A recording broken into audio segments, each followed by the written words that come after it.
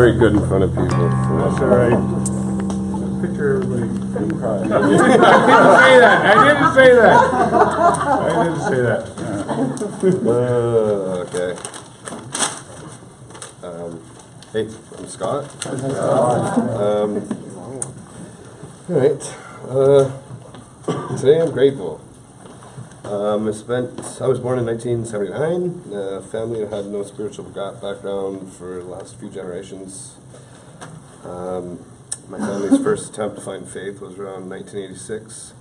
We lost my baby brother in a terrible accident and was searched for answers through the church. It was our first and last time we ever attended.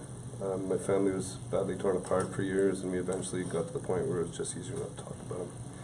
About a month after his accident, my father told us a story about how he'd prayed to God for the first time. He was having a hard time falling asleep, and to give my father some peace, he prayed to God to give him some sort of sign to show him that my brother was safe and happy in heaven. He said that just as he put his head down to sleep that night, a strike of lightning hit a tree in our backyard and cut off a big branch. And I just recently asked my father about it, and he had told me that everything he said was true. I asked him if it was just to comfort us or if it was actually the truth, and he said he swore to God it was true. So ever since that moment, I've had a really kind of unsettling love, not unsettling, that's the wrong word, but a comforting sort of unsettled comfort for God, some sort of presence. My family wasn't quite the same after that. I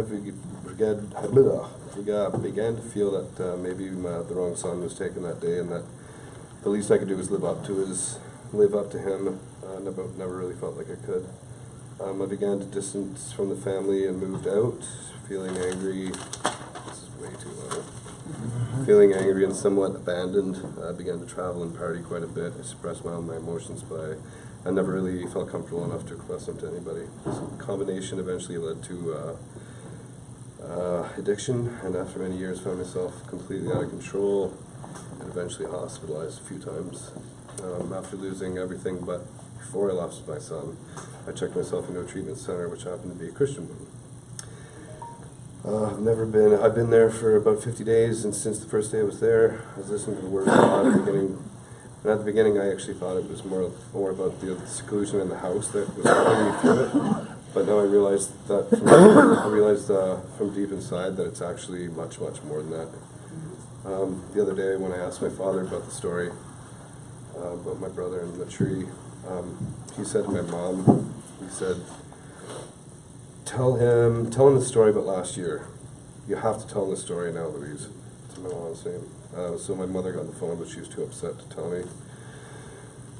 So my dad told me that at Christmas last year, they were on a boat in the middle of the ocean. There's no land in sight, and my mom went out and prayed for him because I was pretty sick at that point. She prayed to my dead brother, asked him to take care of me, because I was going down a pretty crappy path. And anyway, she went below deck, and my father, she asked if he could show her a sign that if he could take care of me. Anyways, after that, she went down below, and then my dad came up, and a dolphin jumped up in front of the boat, which is her favorite mammal, and started dancing in front of the boat for like 5 minutes, and there was supposed to be no dolphins in the area, or it was just a single dolphin. They travel in packs, anyways. It was kind of freaky.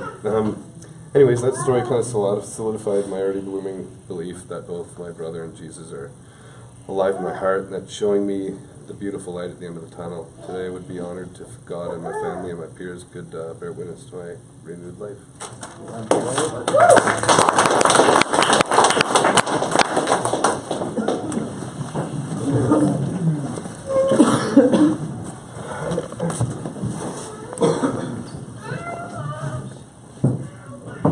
Father, we thank you for Scott and the work you're doing in him. Lord, we see the transformation from a guy with maybe no faith in him, but through people you brought into his life and through the calling of your Holy Spirit, you broke through. You broke through that hard shell and got to the soft spots inside Scott, and we thank you so much for that.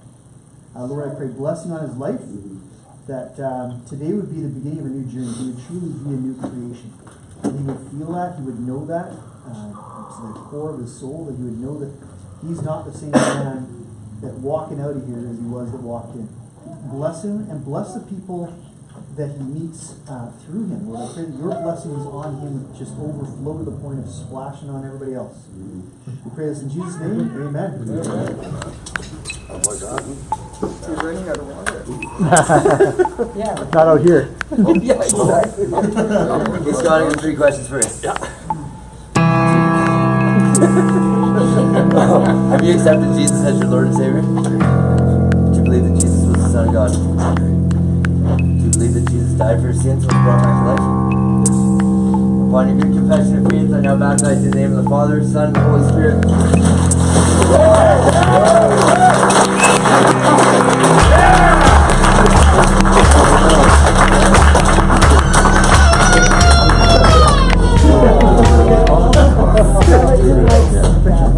Used to be a time when we were fine, living life with no particular religious bend, pretending to be our own gods, inventing our own systems of belief so as to not depend on anything other than our own self-governing consent, defending an impending doom with no perceived need to concede or repent, presuming our innocence in a sense descent. The sting of death was only the inevitable end of everything we can never rightly understand or comprehend. Used to fear the unknown till God made himself known in its own, mending the relationship between God and men, giving his life as a ransom for many when he died and ascended. And in that one event, the certainty of eternal death was circumvented, making a way for the day when history stops and time suspends, spending eternity in fellowship that never ends. We see the greatest expressions of God's love extended in that moment when those who were once enemies instead became God's friends.